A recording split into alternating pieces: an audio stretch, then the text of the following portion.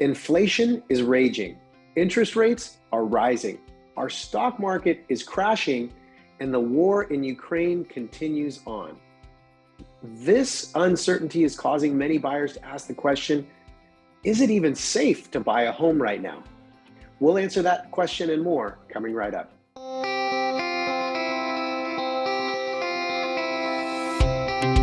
I'm Brett Jennings with Real Estate Experts, here to answer the question, should we wait to buy a home? So we're going to take a look at both what the news has to say and what data has to say when answering this question. But here's what we know for sure. Mortgage rates are on the rise. We've seen interest rates raise almost a full 2% from where they were last year, and the Federal Reserve has committed to continuing to raise rates as much as 7 times this year. So we know that's in the future. Now, that's not all bad. Here's what the media is having to say about Zillow, one of the most trusted outlets for real estate news, says a change in the wind, higher mortgage rates, inventory rebound could be the first step to a more balanced market in 2022. Another article came out recently saying the housing market is passing an inflection point this spring on the way to more balanced conditions. What do balanced conditions mean? Well, for the last 2 years, buyers have been having an incredibly difficult time finding and getting their offer accepted on a home. With inventory rising and less buyers in the market, buyers are finding it easier to find and land that home that they have been looking for. Now, one of the questions many people have, though, is with rates rising and the cost of monthly housing going up, won't real estate correct or the prices go down with these rising interest rates? Well, here's what the data has to say about it. We looked at 25 years of market history, and this is what it tells us about home prices during periods of increasing interest rates. So this chart or table here shows the historical impact of raising rates on prices when mortgage rates rose by more than 1%. Now, you'll see in 1996, we had a period where for 8 months, rates went up a total of 1.2%. During that same period of time, home prices went up 2%. In October 98 to May of 2020 was a 19-month period. Rates went up 1.8%, and home prices went up a full 13%. Between 2003 and 2004, we had a 1-year period. Rates went up 1%. Home prices went up 13%. June of 2005 to June of 2006, rates went up 1.2%. Home prices went up 7%. And most recently, between 2012 and 2013, rates went up 1.1%, and home prices during that period of time went up 11%. So what history has to say about it is, on average, when we see a period of sustained increasing rates, home prices have risen by an average of 9%. Now, that's not what the data has to say, but senior economists also validate that housing prices are not likely to come down in the foreseeable future, so waiting the market out is not going to be advantageous financially. Here is a survey of a home price expectation survey of 100 economists nationwide, asking what they thought home price appreciation would do between now and 2026. The largest group was fairly optimistic about home price appreciation over the next 4 years, estimating 62.5% increase in home values by 2026. The majority of panelists estimated 43% appreciation over 4 years, while the pessimists who were surveyed said they expected home prices to appreciate by only 23%, which is about 5% per year. Now, why are rates increasing? Well, you've been hearing it in the news, inflation. The Federal Reserve's main lever to curb or moderate inflation is the raising of interest rates. So what does history or the market have to tell us about inflation and home prices? Well, this is looking at the last 50 years, broken out by decade, of home prices during periods of inflation.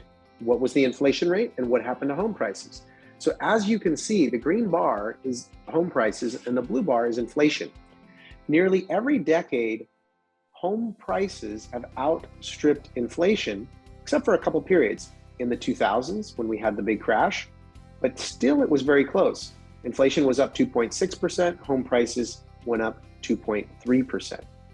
The 1980s, again, very similar, 5.6% inflation, 5.5% home price appreciation. But every other period, we've seen prices have outstripped inflation, which is why if you ask most financial people or economists, they'll say that real estate is one of the best hedges against inflation. It's a tangible asset, and those tend to hold their value when inflation reigns, unlike paper assets. As we're seeing today during an inflationary period when the Fed has to raise rates, it pushes paper assets like stocks down. So more specifically, as prices overall rise in an inflationary period, so do property values. So what is the risk? If you still feel uncomfortable, is there a risk in waiting? Well, we took a look at what the cost of waiting could be to buy a home. Now, the average home in the San Jose metro area right now is $1.5 million. If you go to get a traditional mortgage, they're going to ask you to put 20% down, which is $300,000, and you'll have a mortgage of about $1.2 million. Now, a $1.2 million mortgage at 5% will have a monthly payment of about $6,500 a month. Now, we do know rates are going up. If the home prices stay the same, that same mortgage, when rates rise to 6% in the near future, the payment will be $7,261, a difference of $750 a month. Now, if you keep that loan for the life of the loan, you will have paid $271,000 more in interest payments than if you had purchased the property at today's mortgage interest rate of 5%. So there's a significant cost on the loan to waiting.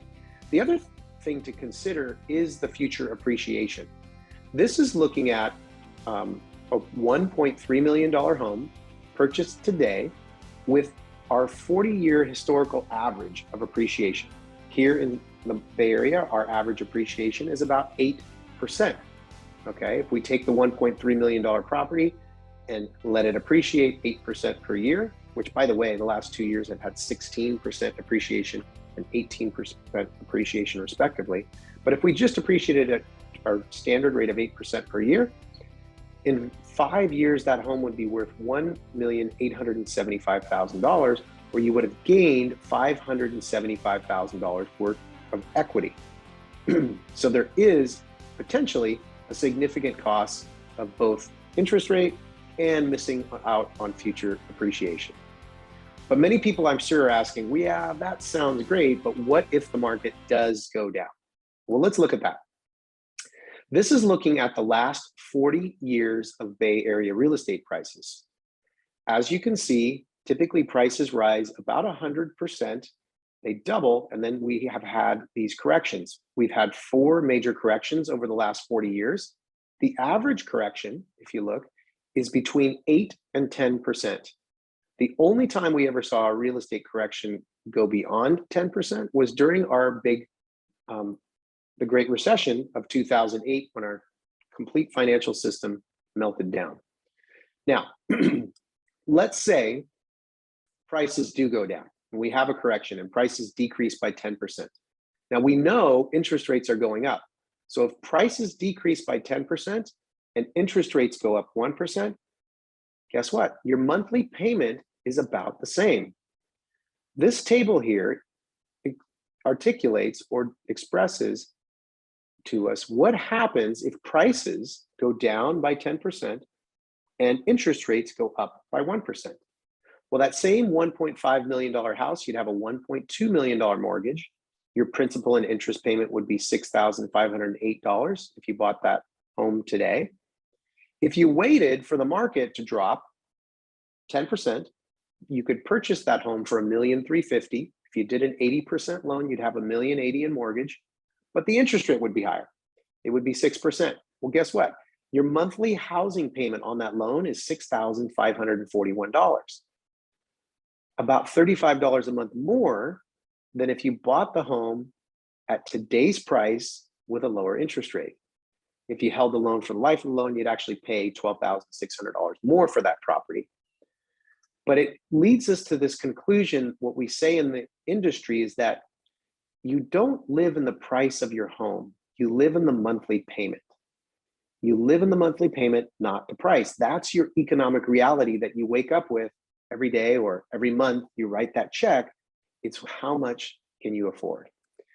Now, I'm sure some of you might be thinking or asking, yes, but what if the absolute worst happens and the market crashes again like it did in 2008? Well, I'd rather tell you a story. Meet Brad. Brad works for us at Real Estate Experts. His name's Brad Garofalo. He bought his house at the absolute worst time in the last 40 years, and that was at the peak of the market in August of 2008. He paid $810,000. You can look up his home on Zillow. It's 1630 Andalusia Way. And this is what happened. He bought at the peak for $810,000, okay? 4 years later, at the bottom of the recession, it had dropped 27% to a low of $591,000, okay? Fast forward a year and a half after that, so 5.5 years in, the price had completely recovered. He was back to $810,000, okay? Fast forward 10 years, the home had actually doubled in value. So over the 10-year time horizon, even through the worst market that we have ever seen, the home price doubled. And today, well, Brad's smiling because in today's market, that same home is worth $2,206,000.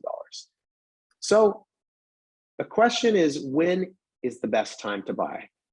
Well, that depends on you. And answering this question, how long do you plan to live here? What we know for sure by looking at history is if you're planning on living here for more than 5 years, buying now is still a smart move. If you're planning to live here more than 5 years, it's very certain that you will come out ahead. So I want to thank you for tuning in and taking the time today to listen. This is Brett Jennings. If you have questions on real estate about buying or selling, feel free to reach out to us or the person who shared this video with you. And until we talk again, Brett Jennings here saying we'll be right here ready to help you create a better life through real estate. Have a great one.